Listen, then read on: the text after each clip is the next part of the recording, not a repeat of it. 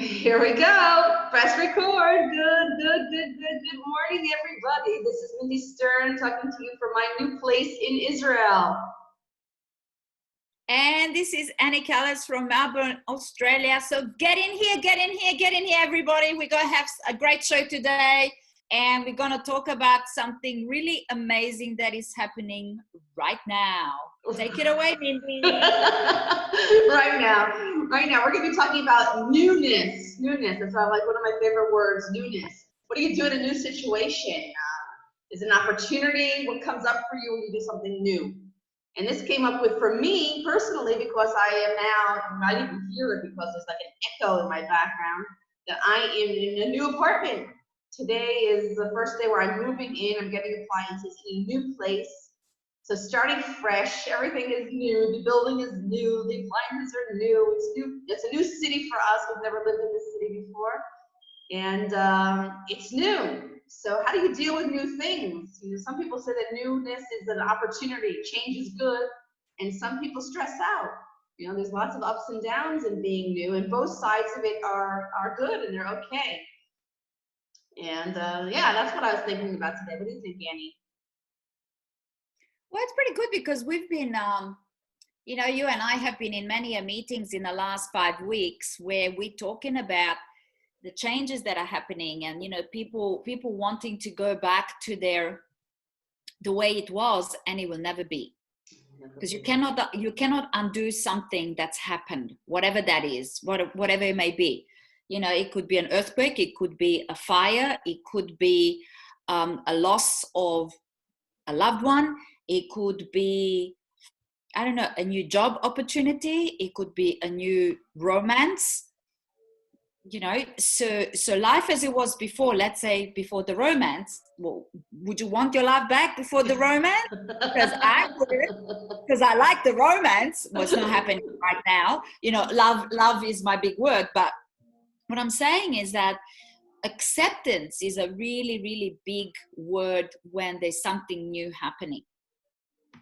Yeah, it is. so It's a really big word because something new, it has this element of excitement about it. On one side, you know, you talk about, wow, it's new and it's exciting and there's an opportunity and it's all like up and bubbly, but on the other side, newness can be uncertainty. You're going into a place or a time that you don't know what's going to happen. It's unfamiliar, it's uncharted territory. Even though it's new and exciting, there can be things that are nervous. So I'm really excited about having a new house, you know, and a new apartment, and new things, in a new city. So it's like an adventure on one side, but on the other side, you know, how is it going to be here? You know, what's it going to be like? It's unfamiliar. Who are the people in the building I'm living with? Are they nice? You know, also in this era of Corona, I was living in a village, so it was small. I wasn't worried about being contaminated, and I wasn't worried about running into people because we were all really isolated. And now I'm in the middle of a city where, you know, I'm in apartment number 78. Okay. You know, 3 elevators in the building, big parking lot. So okay, and I used to go shopping in a mini market where it had everything. It was never a problem for me to get in and out, and I never was worried about my safety. Now I'm in the city. I have to go to a supermarket where there's lines to go into a supermarket. You know, wait online with a mask. So there's things that are up and then things that are down. So when you get into that, it's also very emotional, up and down. So be accepting. This is a new situation with all the good, and also love yourself in the parts that are unfamiliar, that you have to do a little bit of trial and error, and there might be a little bit of fear involved in it. Yeah. You know, I was talking with a client this morning in Germany, and she was telling me that she's also talking to her people around her community, and it's just sinking in now for them that this isn't a temporary thing, like you said before, this how we're living now in this corona, and you know, social distancing and doing things online, and that little kind of nervousness about how close do we get to people, what's going to happen, school, etc. And she's saying people are starting to accept that this might be a new reality and not just a temporary thing that we have to survive, we have to get through. And a lot of emotion is coming up with Yeah, but you said something before that. Um, I can't remember your exact words right now, but something to the effect of that you're a little bit nervous because you just don't know. There's the newness and there isn't. And I'll just say, I'm sure that you're gonna create something magical because you do. So I think for people, when something like this comes, think about, okay, I'm nervous, great. Sit with that. It's okay to be nervous. It's okay to be scared. But then you can decide how long you're going to be scared for, right? You can be scared for months, or you can say, okay, today I'm going to sit in my misery, and that's great. But how does it feel? Do you really like it? And if you don't like it, when are you willing to get out of it? This is something that I learned 10 years ago. I did this program. It was the very first personal development program. It was called the Landmark Forum. And my son was 8 years old, and they said that he can do it. And I thought, 8 years old, that's a bit young. I mean, it was hard for me to get it. And they said, it's okay, it's designed specifically for the kids. And even though you think they're not paying attention and they're bored, and they're going to come home and tell you that they're bored, they listen. And especially if they're auditory kids, they would really get it. I'm like, okay, whatever. So he would come home and say, I'm bored, it's boring, 8 hours, it's boring. Anyway, but as the time went by, and like I knew the learnings or the teachings, right? And then if he would have a situation, I would look at him, and one of the questions is, what do you make it mean? And I would sit there and I'd say to him, well, Julian, what do you make it mean? And he would go, well, and he'd go and tell me, and I go, oh, he just gets it.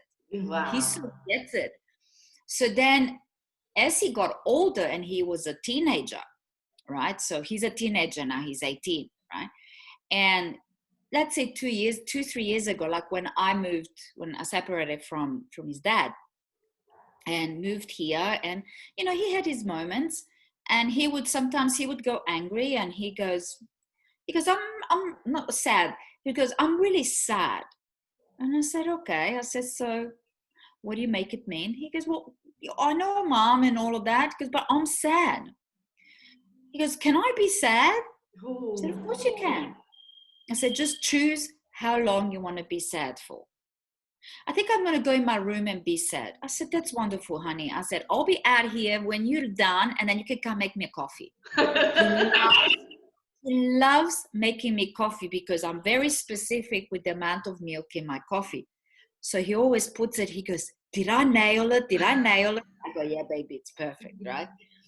And then sometimes he goes, oh, I put too much milk. Anyway, so he goes in his room, closes the door, honest to God, 5 minutes max. He can't sit in there. He comes out, he goes, I'm done. I don't like it. I'm done. I love that. I love that. Yeah, and then we sit down. I said, okay, coffee, mate, let's go, coffee. And I've got this frother, right? So he puts a little bit of milk and froth in my cup, and then he drinks the rest of the milk and whatever biscuits we have in the house. And then we talk about it. It's amazing if we share our learnings with our kids and different ways to look at life. Man, they're like sponges. They suck it all up, and you can actually have, I found a lot of my friends, they talk to their kids like, oh, could you baby. Man, don't talk to your kids like that. Do you talk to your kids like that? No, I've always talked to my kids like people. Just like I would talk to a person. With real words, real sentences. Like people use this. I can't even think of a word because I never use it. But sometimes I listen to people and I go, "What are you trying to say to that kid?" And that means what? I so hear you, Annie. I so hear you. They treat these children like they're I don't want to say bad word, but they say that these like not intelligent people.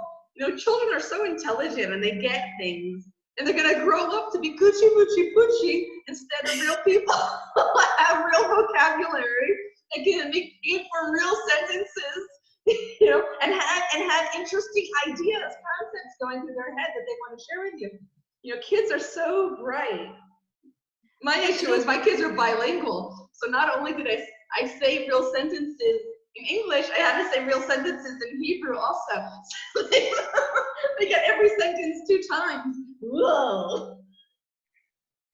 Well, I tell you, and I'm sure that there's people that are watching this, and if you're watching this, look, it's, please don't be offended. It's just, this is our point of view, and how we feel about it. So you continue doing what you want to do with your kids, and if you want to do the coochie coo, that's up to you. Whatever rocks your boat, it just doesn't rock mine, right? So, you know, and that's it. Because when I was a kid, and this reminds me, when I was a kid, you would have your aunties and even if they weren't blood aunties, but you know, we had to call everybody auntie and uncle, and they would come over, and you're like 14 years old, and they come and they go, "Oh, good, you're so sweet." Oh, you're so beautiful. But the boobs even by your coochie, and you go, "Why are you touching me out? Coochie coo, like, go away, I'm 14 years old, you know." So for me, that was like, and I'm going, I ain't gonna do that to my kids, and nobody do that to my kids. Wow. I mean, look, sometimes I'm overwhelmed by love, and I go to Mama, could you so cute? I could eat you up, and then that's the extent of it. That's it. You know, and he does it to me too. He goes, "Oh, mommy," but it's so minimal. And I have seen grown-ups, with grown-up children, like kids in their 20s, and they're baby talking to each other, and you just go, no, you have not. That's unusual. Honest to God, I have, and the kids are in their 20s. No, that's unusual. That's unusual. Look at you, my little poopy. No. Wow. No. Okay, so again, it's an opinion, so please, no hate mail, okay, because it's just our point of view, and that's the thing. Acceptance is about allowing people to have their point of view, whatever their reasons, because if you don't know people's background, you know, don't get upset. Like, I don't get upset with them. I just look at them and I go, it's not my way, and that's it, and I just leave it. But if that's what rocks their boat and they love that, coochie coo along, I don't care. I guess the issue is your acceptance, right? Acceptance. So when something comes up for you, first of all, accept it. Even now, if someone's getting a little bit pissed off by the conversation, you know, accept it.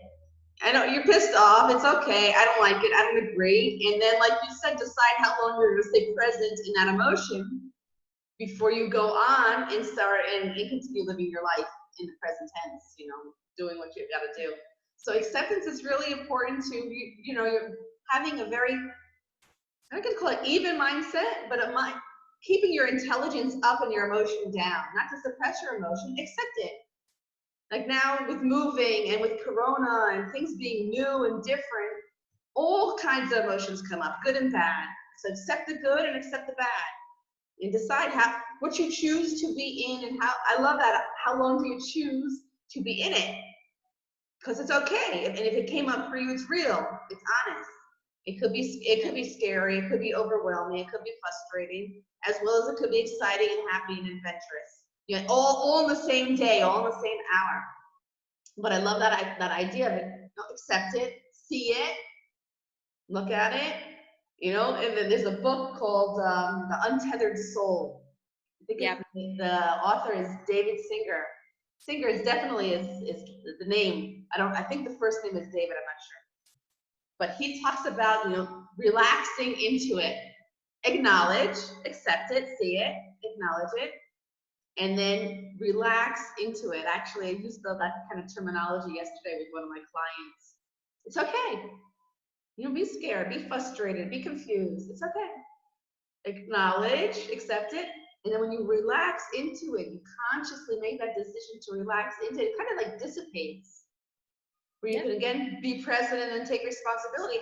Responsibility meaning, how do I want to act? How do I want this to play through? Not to let it control me, but make a decision how I want to see this through. I love it. Did I get it? Yeah. Do you know, I feel like bursting into laughter because just something came up for me as a story. I have a lot of stories, right?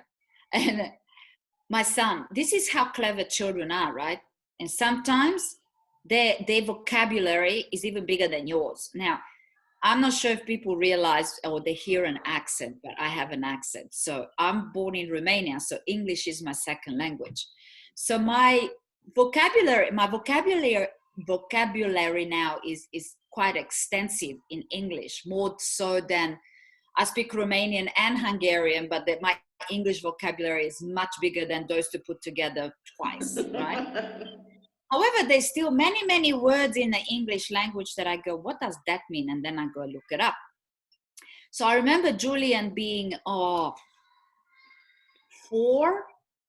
years old or something like that. And he was into Thomas the Tank big time. Yeah. Big time.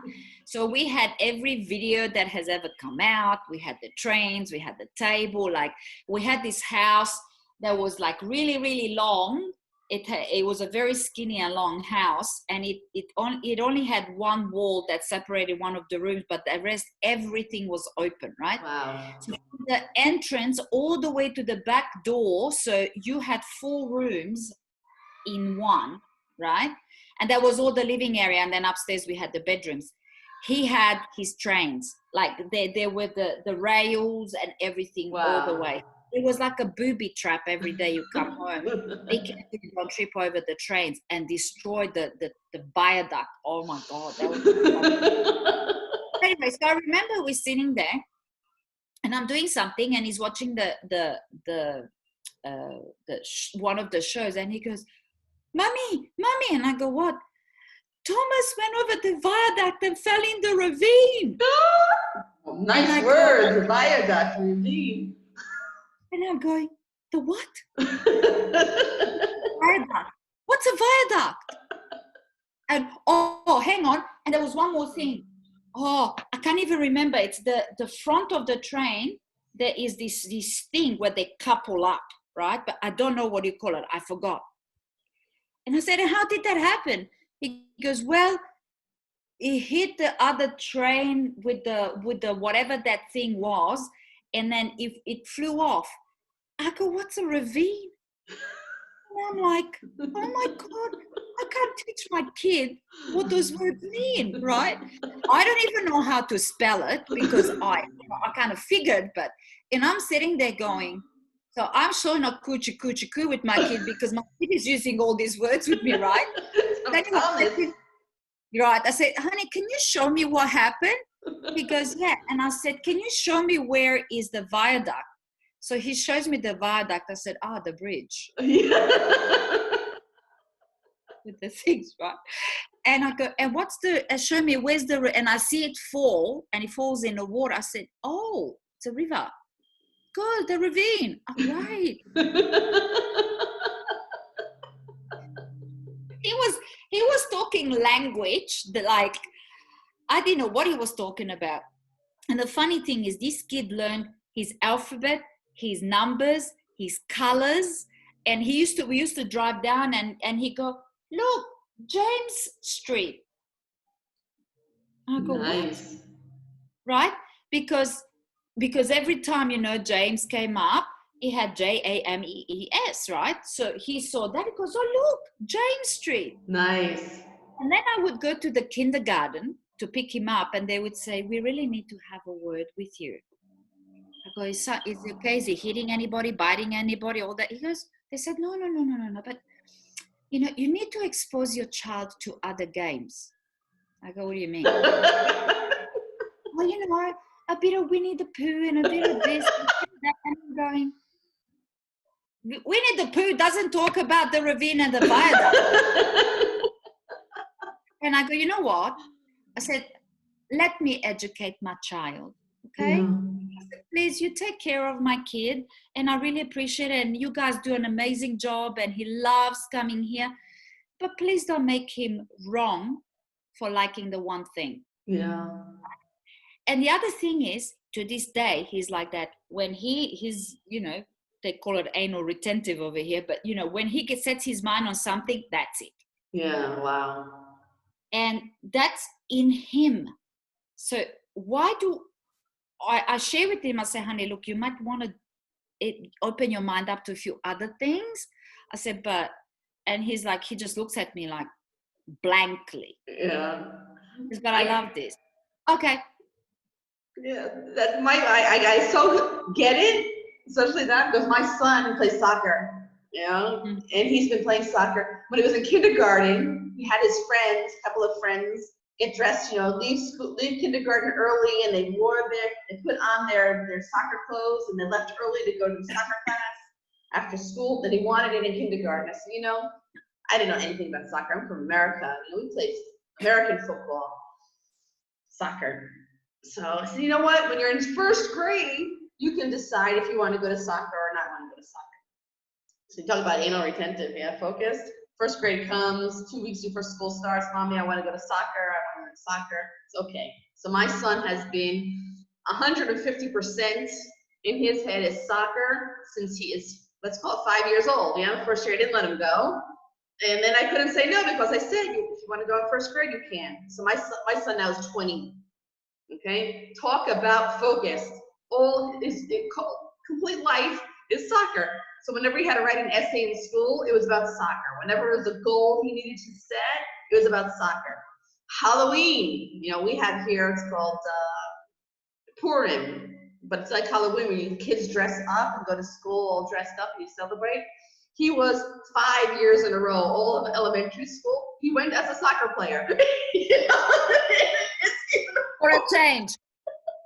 I totally focused on soccer. Every report. There was no teacher that did not know that this kid played soccer because whenever they had to answer a question, it was him go up and he'd reference whatever they were learning about soccer.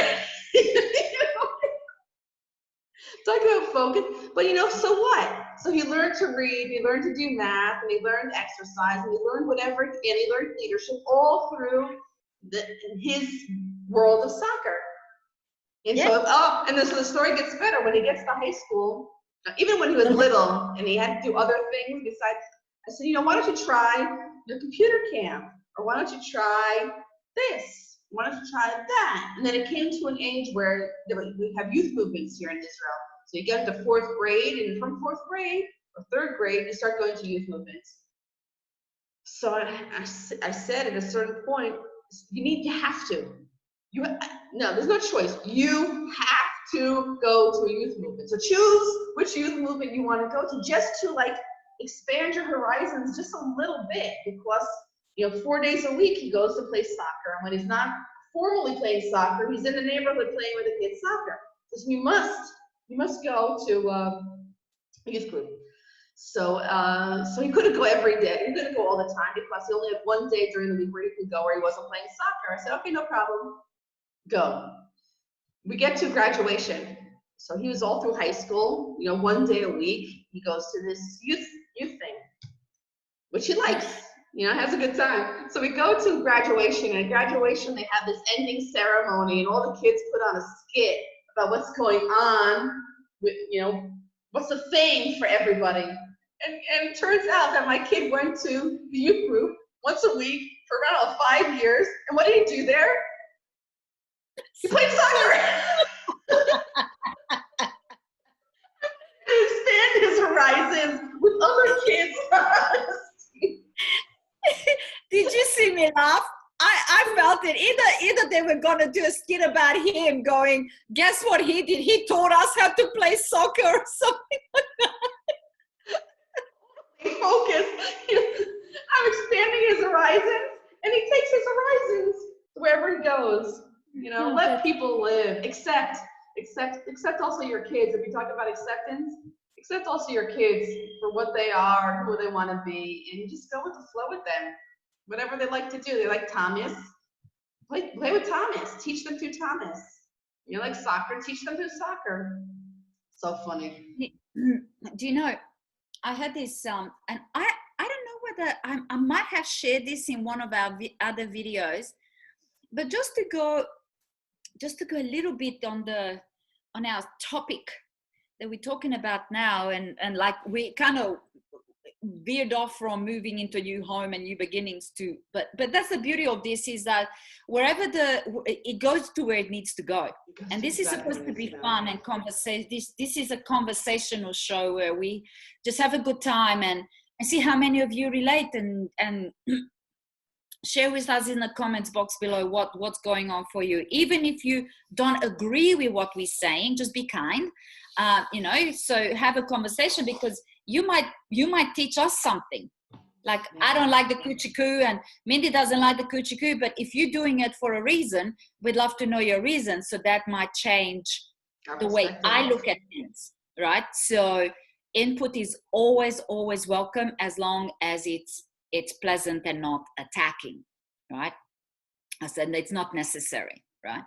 So anyway, so again, Julian is like, he's a gamer. He's a big gamer, and he likes all these Japanese anime and manga and whatever it is, So, but there's always a new one every other day of the week. So I'm like completely overwhelmed with the thousands of characters that come up and the different outfits that he wants to dress in when he does cosplaying and goes to these events, and swords and guns and knives and so much violence. And I go to him, do you know the difference? He goes, Mom, yes, I do. This is just playing. He goes, I understand. He goes, that's just horrible when people use it in real life. So I always try to reinforce to make sure that he's still on the right path. Anyway, he's a boy though, right? And a friend of mine was in a car with me and him, and Julian was going off again about the games, and he just kept on going on and on and on and on and on and on and on. And I just think, Julian, I could just stop. I said, because I'm overwhelmed. I can't keep up with you. I said, from the moment you open your eyes until you go to bed, it's just, even in his sleep, he's talking.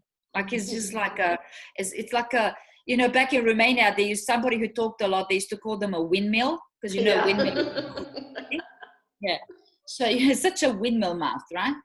And then he sort of sat back, and and I saw my friend. He kind of went, and I thought, oh, okay, he didn't really like what he saw. Yeah. So we come home and we're having a cup of coffee or a glass of wine. I don't know what it was. And he goes, I need to tell you something. And this man doesn't really say much, or didn't really say much, He's was very quiet sort of person. And he goes, you know what happened in the car? I said, what happened in the car? He goes, well, when you had to go at your son. I didn't have a go at him. I just had enough. I said, yes, you don't understand. It goes day in, day out. It talks about the same thing. He goes, he just wants to be heard. I said, I get that. I said, but I keep telling him I'm not interested in what he's saying, and he just needs to give me less. He goes, you're really hurting him. I said, no, I'm not. I said, he never told me he hurts me. He goes, yeah, you really hurt his feelings. No, I haven't. Julian, come out here. So Julian comes out. He goes, yeah, Mom. I said, the stuff that happened in the car. I said, does it really hurt you? He goes, yeah. Ooh. I go, what? I go, so Juan says that this really hurts you. He goes, oh, he's right. Wow. Oh, I'm so sorry, honey. It's all right, Mom. Right. He goes, can I go? I want to go play. Okay. So he goes off, and then I looked at Juan, and I go, what do I do? He said, pick one. He goes, my daughter's the same. He goes, but I found that if I pick one thing and we make a deal that that's our thing, then it's all good. So I went, okay, that sounds good. So I sat Julian down when we were alone. I said, hey, I'm sorry. And that's one of the things that we need to own up as parents. We got to own up, because we stuff up too. Yeah. So we can't always do what I say, not what I do. You got to lead by example, right? And that's how we want them to use our morals and and you know, live well and in kindness and blah blah blah, do and manners and do the right thing. But if you don't show it, well, yeah, they're gonna do what you do, and not necessarily what you say. Because I see from your example. But that's really good that he saw that you recognized it, and that you apologized. Yeah, and he because we meant make a lot. mistakes all the time. Yes, we do a lot. And But in what life that we do, in everything, So sometimes you got to step back and say, "Woo, okay, thank you for that input." it's all about personal responsibility and ownership, you know, and I'm very big on that, right? And if I stuff up, okay, if I hurt you, okay, but you got to let me know, because otherwise I'm going to repeat the behavior. Sure. So now when he stuffs up, and we have doozies, I'm sure you have with your kids too, right? Because it's two different people. But we walk away, and then he comes back, and if he was in a wrong, which he is at times, and so am I at times. So he comes back, he goes, "I'm so sorry." And I said, "About for hurting you?" No. What are you sorry about? And then he's already analyzed it, and he tells me, and I go, "Good, make me a coffee." Yeah, make a coffee. Coffee just, there's a thing, I don't know what it is about coffee. There's a psychological thing for me. It's almost like that's how you make up. Yeah. But he goes, "Nah, before I make the coffee, you have to hug me." Yeah. We hug it out, and I go, "Okay, come on, I'm hanging for a coffee." But I was so grateful to this man for bringing that to my attention, because it changed the dynamic of our relationship since that day. Wow, that is amazing. And it brought us closer, and everything was just much That's better. so beautiful. That is so Yeah. beautiful. So how are we going with time? I think we're in. I think we're half hour in. And that was great. You brought up my spirits, talked about newness, talked about kids. I mean, my favorite subject. I can talk about my kids forever and ever and ever and ever. So again, if you guys have anything that you would like us to talk about, make sure you let us know. And we'll be more than happy to talk about just about any subject that you want. Anything at all. Great. You know, I've got all these words here. I reckon we could do a show about every single one of these words, and we would never run out of things to talk about. Absolutely. Andy, I don't think we'd run out of things to say in any event. Well, life happens. There's so many things that happen in life. Like today, I tell you what, I didn't have internet all day. I struggled so much. I could have a real bitch session about the internet for half an hour. Yeah. And I thought that people would go, yeah, I mean, I feel that too. Absolutely. Well, bye from Australia. Bye, everybody. Great seeing you. See you next week. See you next week. Bye. Be there, be square. Bye.